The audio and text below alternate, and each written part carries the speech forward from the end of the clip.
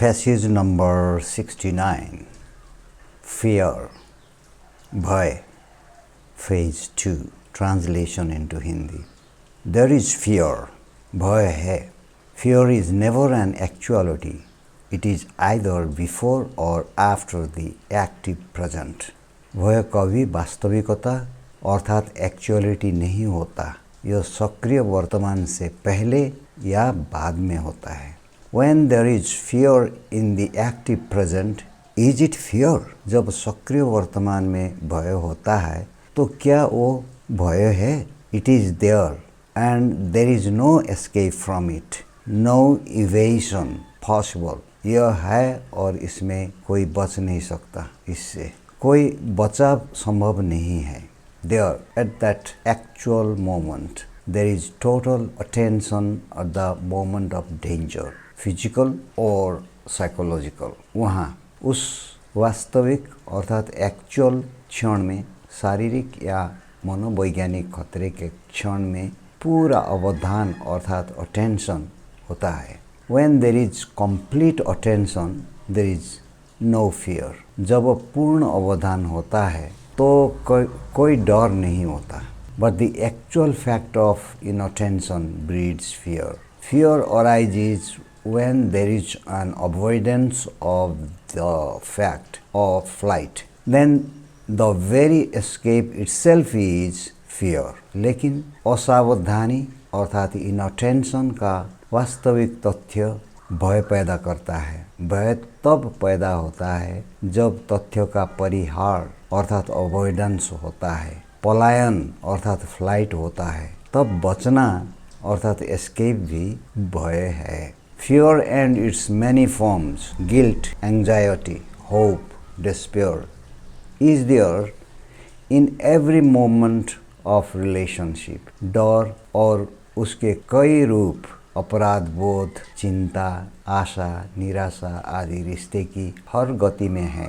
It is there in every search for security. यह सुरक्षा की हर खोज में मौजूद है. It is there in so-called love and worship. यह तथाकथित प्रेम और पूजा में है. It is there in ambition and success. यह महत्वाकांक्षा और सफलता में है. It is there in life and in death. यह जीवन और मृत्यु में है. It is there in physical things and in psychological factors. यह भौतिक चीज़ों में और मनोवैज्ञानिक कारकों में है. There is fear in so many forms and at all the levels of our consciousness. डर कई रूपों में और हमारी चेतना के सभी स्तरों पर है. Defence, resistance and denial spring from fear. प्रतिरक्षा, प्रतिरोध और इनकार भय से उत्पन्न होते हैं. Fear of the dark and fear of light, fear of going and fear of coming. अंधेरे का डर और प्रकाश का डर, जाने का डर और आने का डर. Fear begins and ends with the desire to be secure, inward and outward. Security, with a desire to be certain, to have permanency. डर सुरक्षित होने की इच्छा के साथ शुरू होता है और समाप्त होता है. आंतरिक और बाहरी सुरक्षा, निश्चित होने की इच्छा के साथ स्थायित्व के लिए.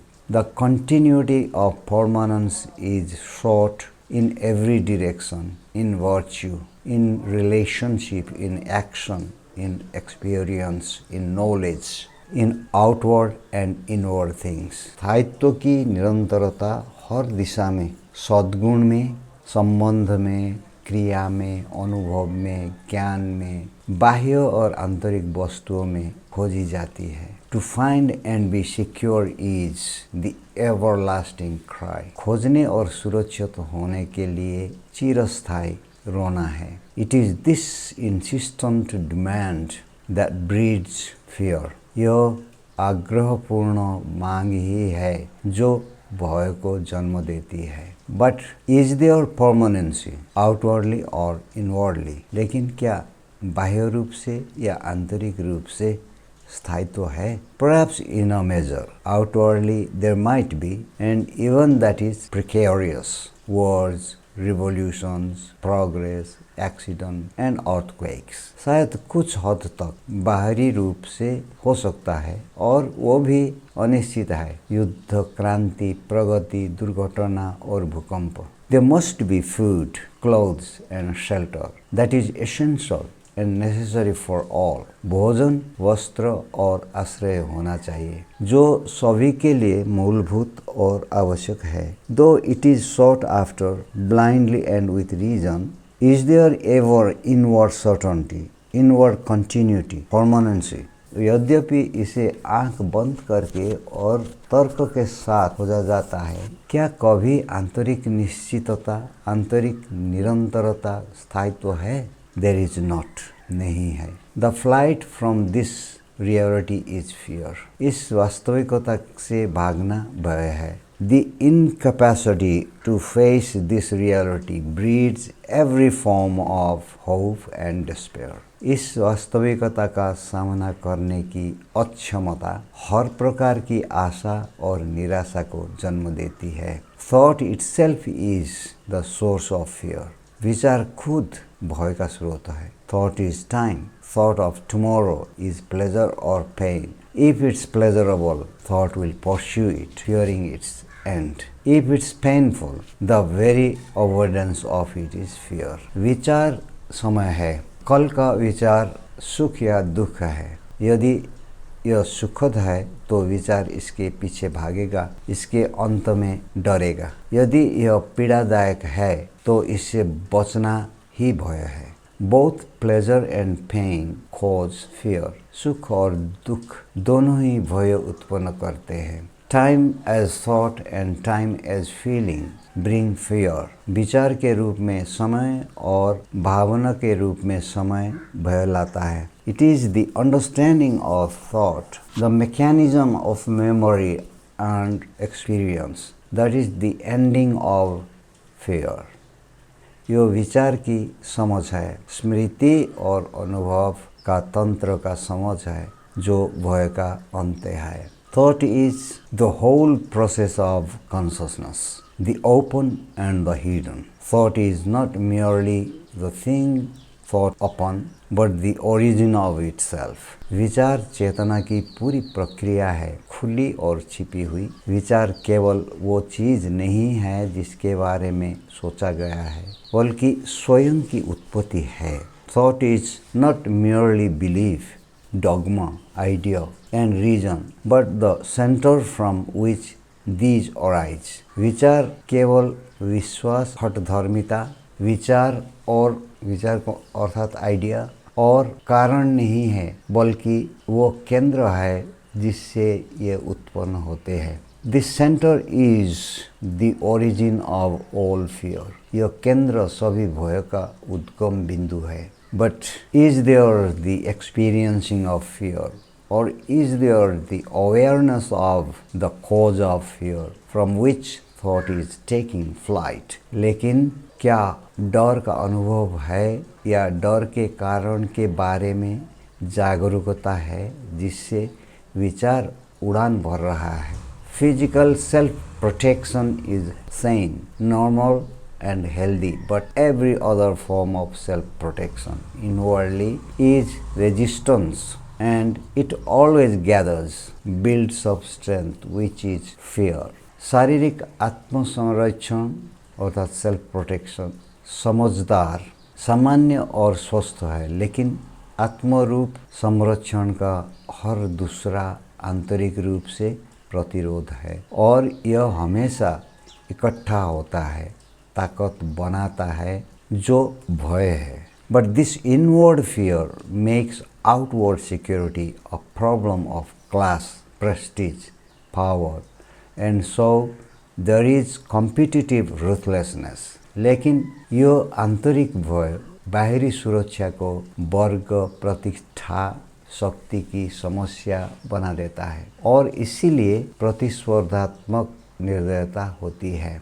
When this whole process of thought, time and fear is seen not as an idea, an intellectual formula, then there is total ending of fear, conscious or hidden। जब विचार, समय और भय की इस पूरी प्रक्रिया को एक विचार के रूप में, एक बौद्धिक सूत्र के रूप में देखा नहीं जाता है तो भय का पूर्ण अंत हो जाता है। चेतन या छिपा हुआ। Self understanding is the awakening and ending of fear. आत्मज्ञान ही भय का जागरण और अंत्य है। And when fear ceases, then the power to breed illusion, myth, visions, with their hope and despair also ceases.